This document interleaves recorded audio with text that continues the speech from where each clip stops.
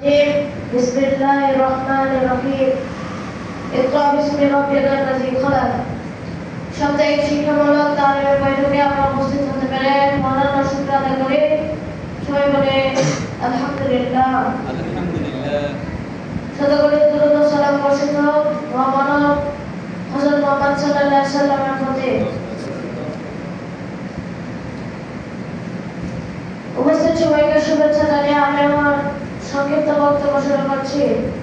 আমার বক্তব্যের বিষয় আল্লাহর ভীতি।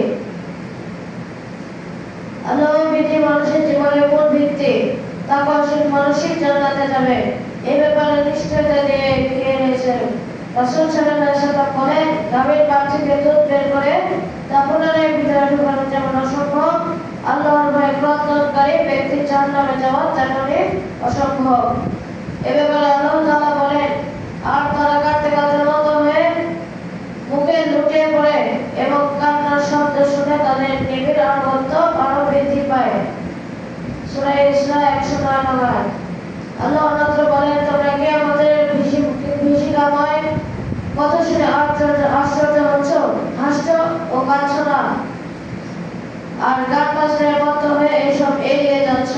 আল্লাহকে সন্তুষ্ট করার জন্য তোমরা লুটিয়ে পড়ো এবং তার ইবাদতে মগ্ন হও। সূরা নাজমের 59 থেকে 62 নম্বর আয়াত পর্যন্ত। আবু হুরায়রা রাদিয়াল্লাহু তাআলা বলেন, রাসূল সাল্লাল্লাহু আলাইহি ওয়াসাল্লাম বলেছেন, 7 শ্রেণীর লোককে আল্লাহ তার ছায়া দিবেন, যেদিন তার ছায়া ছাড়া আর কোনো ছায়া থাকবে না। 1 নম্বর ন্যায়পরায়ণ শাসক।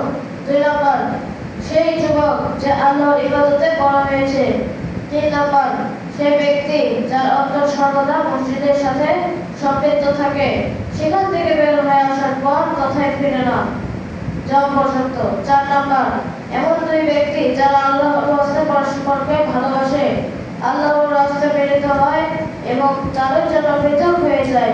5 নম্বর যে ব্যক্তি যে নির্জনে আল্লাহকে স্মরণ করে আর তার 2 চক্ষু অশ্রু বিসর্জন দিতে থাকে। 6 নম্বর এমন ব্যক্তি যাকে কোনো সম্ভ্রান্ত সুন্দরী নারী আহ্বান করে আর সে বলে, আমি আল্লাহকে ভয় করি। এবং 7 নম্বর সে ব্যক্তি যে গোপনে দান করে, এমনকি তার বাম হাত জানতে পারে না তার ডান হাত কি দান করে। বুখারী মুসলিম হাদিস নাম বুখারী মুসলিম পৃষ্ঠা হাদিস নাম 701। আল্লাহ তাআলা এই ব্যাপারে বলেন, তোমরা আল্লাহকে যথাসম্ভব ভয় করো। অত্র আয়াতে আল্লাহ মানুষকে তার সাধ্য অনুযায়ী পরহেজগারি অবলম্বন করার জন্য আদেশ করেছেন। অপর এক আয়াতের পরহেজগারিতা অবলম্বনের উপকারিতা তুলে ধরে আল্লাহ বলেন, হে ঈমানদারগণ, তোমরা যদি আল্লাহকে ভয় করে চলো, তাহলে তোমাদের ভালো মন্দের পার্থক্য করা মানদণ্ড দান করবে, তোমাদের পাপ মিটিয়ে দিবেন আর তোমাদের ক্ষমায় ক্ষমা করে দেবেন, কারণ আল্লাহ বড় অনুগ্রহশীল। সূরা আনফালের 29 নম্বর আয়াত। আবু হুরায়রা রাদিয়াল্লাহু তাআলা হতে বর্ণিত, তিনি বলেন, রাসূল সাল্লাল্লাহু আলাইহি ওয়াসাল্লাম বলেছেন, নিশ্চয়ই আল্লাহ তাআলা তোমাদের বাহ্যিক আকৃতি ও সম্পদ দেখেন না, বরং তিনি তোমাদের অমল অন্তর ও আমলের প্রতি তাকান। মুসলিম হাদিস 5083।